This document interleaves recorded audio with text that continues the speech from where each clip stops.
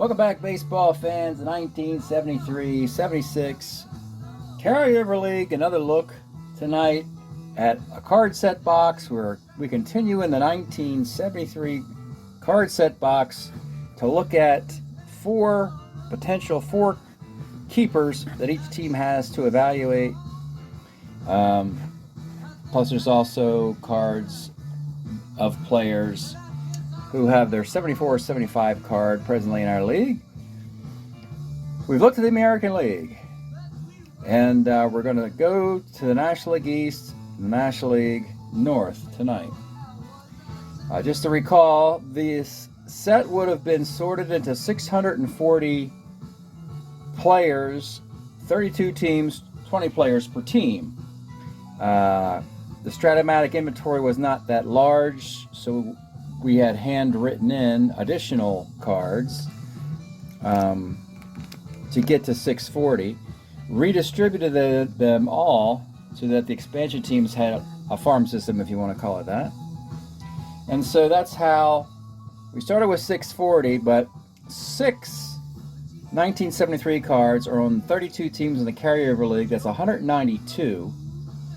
So basically, you're only looking at about 350 players here. Once you take the nameless cards out, plus you've got waivered players and guys in retirement list. Let's begin tonight. And I got a spreadsheet up so I know what the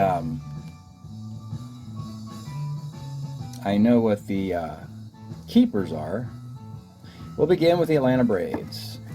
They're keeping Dusty Baker, Rico Carty, Johnny Oates, and Ron Schuler. Dusty Baker, still a 2 in center. Still great defense, great arm, great card. Now, he hit 321 last year, but it's still a fantastic card to have. So this might just be the card the Braves select. Rico Carty, he got injured in 71, came back in 72 and 73. He's not so much here. He's with Oakland. He has better years, believe it or not, in the future with Cleveland and Oakland, so I don't think they'll take this card. John Oates. It's almost like, well, no, he's actually, I was going to say the power versus lefties is there, but he actually hits better over there, which is what you would expect. 248, reasonable left-handed hitting catcher. And Ron Schuler, he was the swingman last year. Ooh, that's a lot of home runs to allow. Starter 7. Decent pitcher. Not quite on the rotation. 3.87 ERA, what you might expect. Just kind of like a number 4 starter or swingman. Nothing special there. But certainly at least good enough to get into the league. I'm going to skip looking at the traditional players. I've been doing that the last few. It doesn't make a lot of sense because we know that all these guys have better cards in a future year. And very seldom do I do it retroly, go back into the past. So we'll just focus and speed these videos up a little bit by focusing on the 4 keepers. We'll move into the rest, rookies and so forth, in future season sets. All right, next up is Florida. Always interesting to see an expansion team, what they may have. They made a move to get Louis Aparicio from the White Sox as he's getting older. Manny Mota. They got Vada Pinson from Cleveland. And Ellie Rodriguez. So that's actually some nice players, but they're kind of getting old. Give me all those guys 10 years ago, and I think you got something special. But so here's Aparicio. He's a 3 at short, and the White Sox have Bucky Dent waiting in the wings, and he's a Red Sox now. But he's got a 271 average. This team will clearly take a 3 at shortstop. They're not going to be choosy. That's a great Aparicio card. This card will certainly be taken.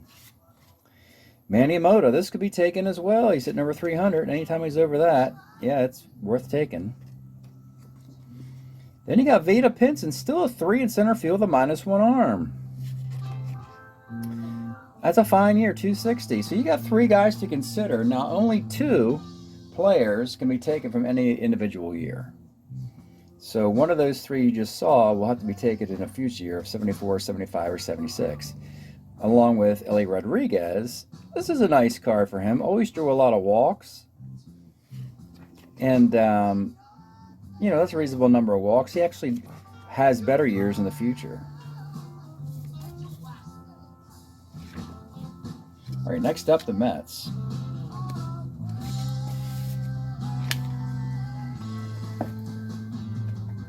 The Mets will have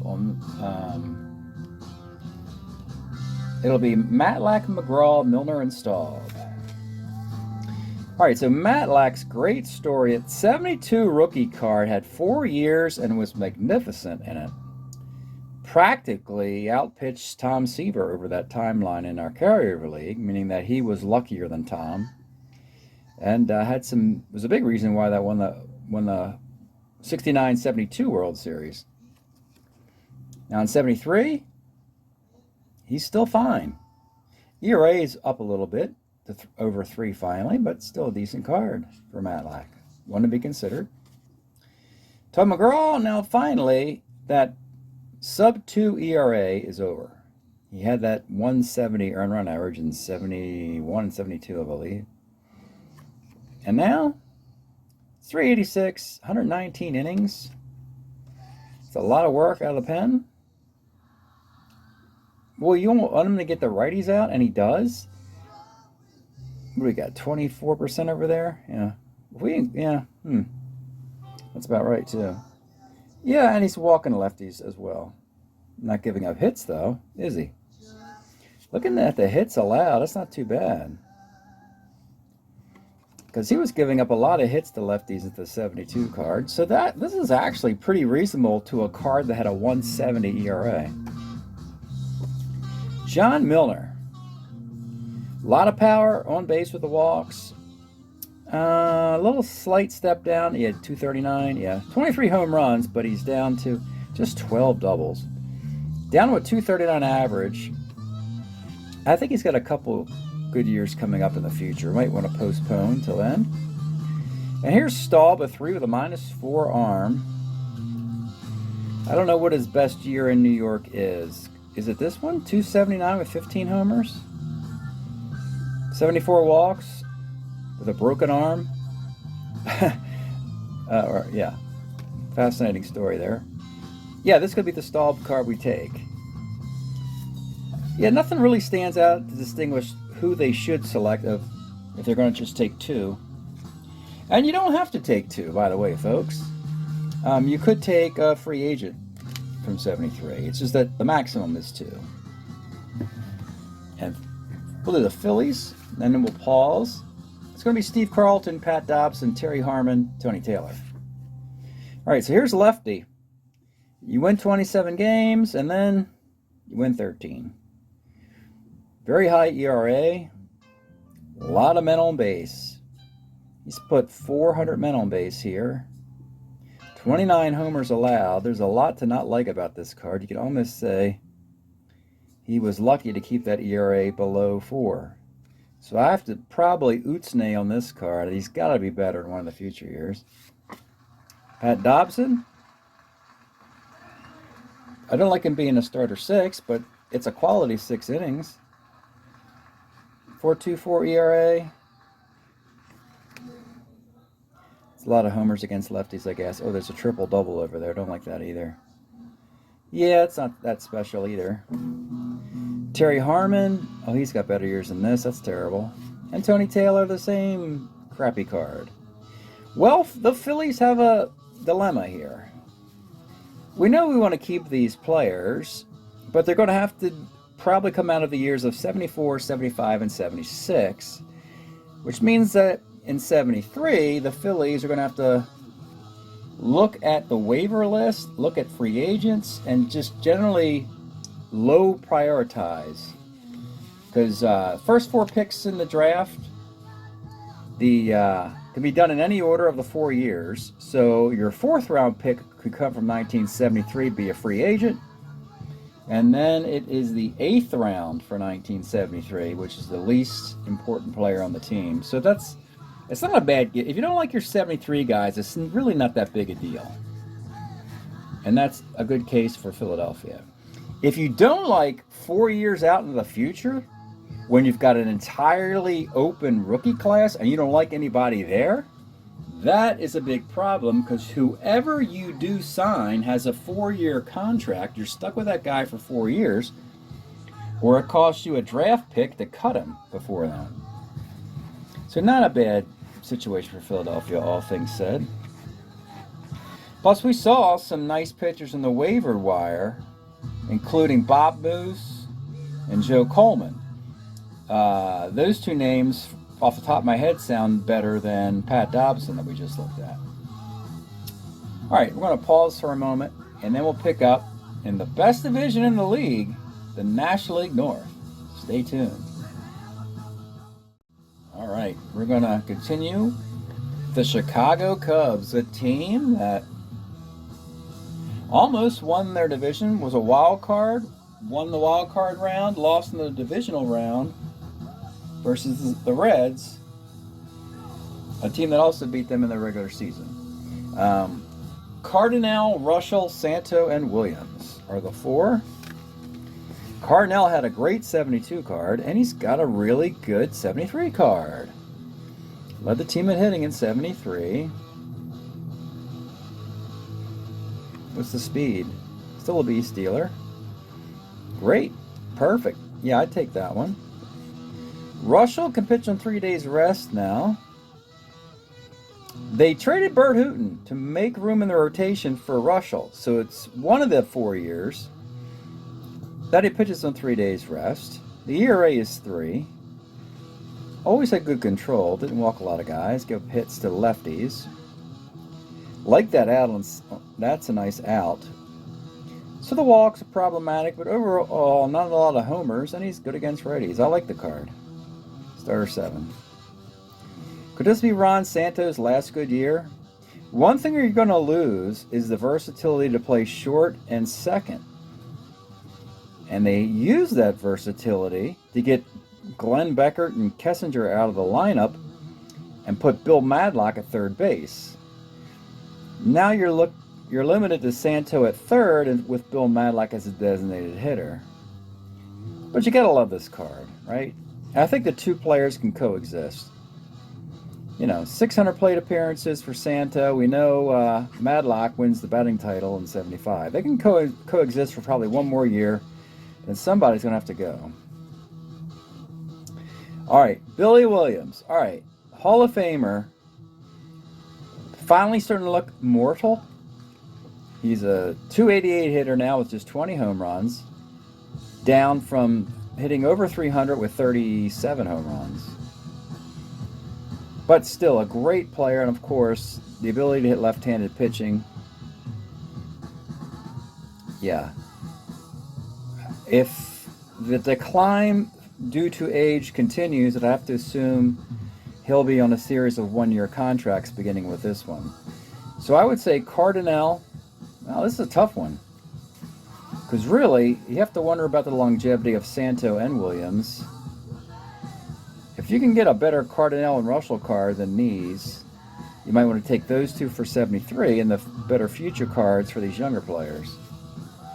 Interesting dilemma the Cubs are going to have. Those are 4 quality cards right there. And of course, one other thing you can do is you can improve internally your 1973 carry-on guys and move them into out of their 73 card to create space for additional 73 cards. One player that comes to mind is they have 73 Doug Rowell. So if they moved out of that 73 card, then you get 3 cards from 73, and you could take 3 of those 4 we just saw. All right, next up, the Big Red Machine. Runners up this time in the World Series. They beat the A's 2 years ago. They lost to the A's this time around. Bench, Bourbon, Clay Carroll, Gary Nolan. One of those players will be missing. So here's Johnny Bench. Just 253 and 25 home runs. Still got the 83 walks. Got the -4 arm. Yep. You know, as he has just an ordinary kind of year for Johnny Bench. Most players would love a year like this, but for him, it's just a kind of an ordinary one. What I do like is that the homer here is a 12 against the righties. I actually prefer it. Whenever you see a right-hander crush lefties, it's always enticing, but the sad part is you don't face it that many lefties. So I'd rather have him over there. And he's got the 12. He's got the 1 and an out there. Bourbon, your righty who gets lefties out, in air quotes, without giving up home runs. Actually, he's more symmetrical here as a relief 3. 2.16 ERA, 11-4. Got away with putting men on base, though. 137 hits in 121 innings. But the 1 loss in ERA are outstanding. His offense helped him there. Clay Carroll? Oh, I don't know about this. I think he falls off a bit here, yeah, from 72. Yeah, 368, 500 record, 93 innings, but that's not a good-looking 368, is it? I don't like that at all over there. And he doesn't really demonstrate locking it down over on the right side either. Extremely ordinary. And Gary Nolan is injured, so he doesn't have a 73 card. I'd probably go just bench Bourbon here. Not particularly exciting for the Reds. But again, the Reds are much more exciting in 1975 and 76. All right, the Pirates. Defending champion, world champs, got knocked out this past season. Dave Justy, Richie Hebner, Al Oliver, Manny Sanguillen. Ooh, boy, those are important players. And Justy was the closer, and he can do it again. My goodness. 9-2, 236 ERA, 99 innings. Yep, there's your closer. Boom. Rich Hebner. The one thing we can appreciate is Hebner's pretty consistent year in and year out. Don't like the defense being a 4. And he's always known to hit lefties very well. I don't know what happened this particular year. But you're rewarded by a great performance on the right side. 25 homers and a 271 average from a third baseman. Everybody in baseball would sign up for this, and except for Richie Hebner, who would say, hey, I can do better. I can do better than this, believe it or not. Al Oliver, here we go. He's going to have a couple 320, a 292 here. He's going to have a 320 year coming up in 76, I believe. Has 20 home runs. They really still need him to play center field and some first base. It's not that much of a priority because, again, he can't be in 2 places at once. But they have no center fielder. And they'll have to wait till Moreno shows up. Matty Alou used to be the center fielder. He couldn't field anymore, so they got rid of him. And Startle's at first. Actually, as a lefty, he doesn't hit lefties as well as he does. He normally hits lefties very well, and he doesn't that much there. Manny Sanguillen, I believe, hits 328 and 75. I do recall. So as great as this card is, everybody would take all of these cards, and yet the Pirates are going to be picky. Yes on Justy. The other 3 guys, I'm going to keep shopping around. Definitely good enough to be in the league, but we believe that all these Pirates will be better in the future year. That's some pretty lofty expectations, and they should. They won the World Series last year. And the last team tonight, the Cardinals. This is the team of misfortunate divisional alignment. There's a division in the American League I like to point to in the same region. Cleveland, Detroit, the Expos, the Ohio players. And frankly, you put the Cardinals in that division, they'd be awesome. But they're stuck in this blender of the best offenses in the National League, pretty much. And the Cardinals are like the little bird that gets kicked out of the nest. They just don't have a clear path to the playoffs. And it's going to be a long time before Ozzie Smith and Lonnie Smith show up in 82. So the Cardinals are going to be in the dark side of their franchise record. Steve Barber, John Curtis, Bob Gibson, Ted Sizemore. Well, Steve Barber is pretty reasonable, actually. Wasn't really associated with them. They got him as a free agent. Was an Angel. And he is, you know, left-handed and doesn't suck, which means he's a candidate to get into the league if you're good and left-handed. He's good and left-handed, so he'll probably get into the league with this card. Same with John Curtis, but we like this one, I think. Oh, yeah. So now Curtis can pitch on 3 days rest. I actually did it with Boston. The trade was made, involving Rick Wise, Reggie Smith, and some others in the trade we made. So yeah, he can move up to the 1 or the 2. And if you're wondering if he can move all the way up to the 1, the answer is to replace Bob Gibson. Presently the number 1, still a starter 8, but he doesn't pitch on 3 days rest anymore. 2.77 ERA. You know, and look, it wouldn't be a big deal if John Curtis moved past Gibson, you know, as the guy pitches on 3 days rest while Gibson pitches on 4 days rest. It's not that big a deal. Even though I think Gibson's still the better pitcher here between the two. And lastly, we have Ted Sizemore. Just kind of a ordinary, consistent second baseman, decent range, not much power. Good bat handler, good reasonable base runner. Doesn't make a lot of mistakes, doesn't make a lot of errors. 282 average, but just 24 total extra base hits, 68 walks. That's good. Decent card. And actually, when you think about this team, I like all 4 of those cards. So that creates a flexibility. Focus on the future years. And then when you have 2 guys left over, just pick, you know, whichever 2 you need out of the 73 set.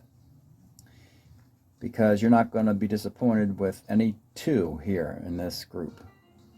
That's good. That's good news for a Cardinal team that needs every bonus available.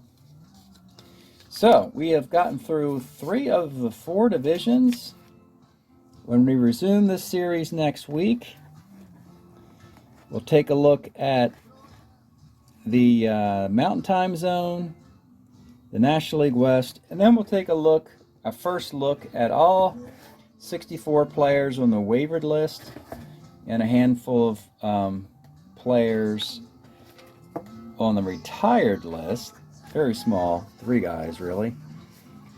Meaning that's actually pretty good that there's only 3 guys on the retired list, meaning that the other guys don't play baseball anymore, but these 3 guys at least played. And then, of course, we also have hitters and pitchers that have not been in the carryover league yet. And this is the last chance they have with their 1973 cards. They would then have to, of course, wait until their 74 and future cards are available. So that's it tonight. The 1973 card set box. Thanks for checking this out, and we'll see you next time.